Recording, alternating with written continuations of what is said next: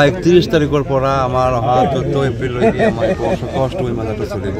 কিন্তু একচুৱেলি আমাৰ অশোক অষ্টমী স্নানটো হ'ব 5 তাৰিখত, এপ্ৰিলৰ 5 তাৰিখ। মানে ঈদটো অলপ কেইদিন আগতে ঈদ, সেইকাৰণে ঈদৰ কাৰণে আমি অলপ 4-5 দিন আগত মানে পাৰ্মিশ্যনটো ওলাইছোঁ। আমাৰ 31 তাৰিখৰ পৰা মেলাখন আৰম্ভ হ'ব। সৰু ল'ৰা ছোৱালী আছে, নাকৰতলা আছে, সৰু পোৱালীৰ কাৰণে বিভিন্ন ধৰণৰ খেলৰ সামগ্ৰী আহিছে, বাহিৰৰ পৰা আহিছে। আমাৰ মুছলমান মানুহৰ সংখ্যাই বেছি। ইয়াতে সকলোৱে আমি হিন্দু মুছলমান সকলোৱে মিলি তুলি মেলাখন আয়োজন কৰিছোঁ। আমি আশা ৰাখিছোঁ চবেই আমাকে সহায় কৰি আছে।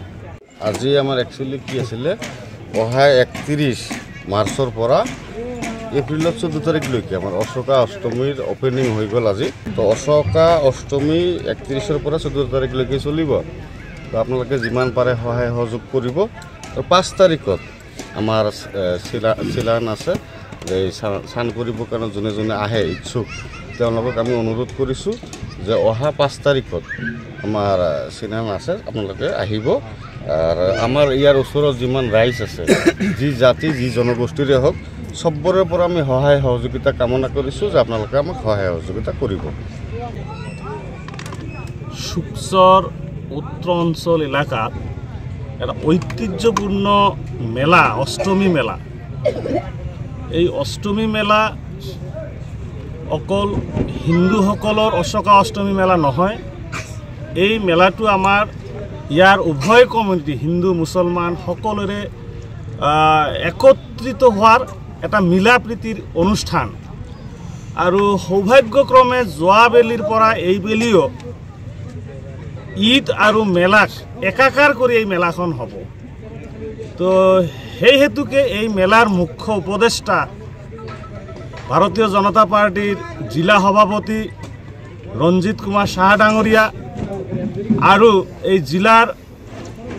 এই মেলাৰ সভাপতি অনুপ সাহা ডাঙৰীয়া, সম্পাদক ৰাজেশ সাহা ডাঙৰীয়া প্ৰমুখ্যে সকলো মেলাৰ কৰ্মকৰ্তাসকলক আমি অভিনন্দন জনাইছোঁ।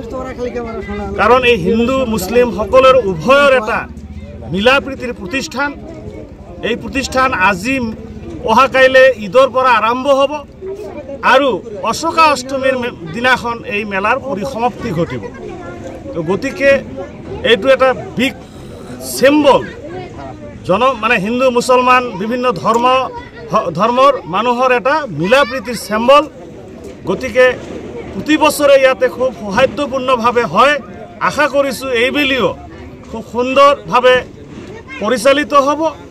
আৰু আপোনালোকৰ এই মানে মিডিয়াৰ যোগেদি ক'ব বিচাৰিছোঁ, এই মানে মেলাখনৰ প্ৰাক্তন সভাপতি হিচাপে মই ক'ব বিচাৰিছোঁ যে এই মেলাত আমাৰ কমিটি ইতিমধ্যে ঘোষণা কৰিছে যে কোনোপধ্যে ইয়াতে অশ্লীল কোনো নৃত্য বা ইয়াতে গেম্বলিং এইবিলাক একো নহ'ব। মানে অসংস্কৃতি, যিটো সংস্কৃতিৰ মানে বিৰোধী যিবিলাক কাৰ্যকলাপ ইয়াতে কৰা নহ'ব। আৰু আপোনালোকৰ মিডিয়াৰ যোগেদি ক'ব বিচাৰিছোঁ, কোনো দুষ্কৃতিকাৰীয়ে যদি কোনো ইয়াতে এনেকুৱা ধৰণৰ মানে সমাজ বিৰোধী কোনো কাৰ্যকলাপ কৰে, তেতিয়াহ'লে আমাৰ মেলা সমিতিয়ে তেখেতৰ বিপক্ষে কিন্তু আইনী বিহিত ব্যৱস্থা ল'ব। নিউজ কেয়াৰ 24 সত্যৰ সন্ধানত অবিৰত যাত্ৰা।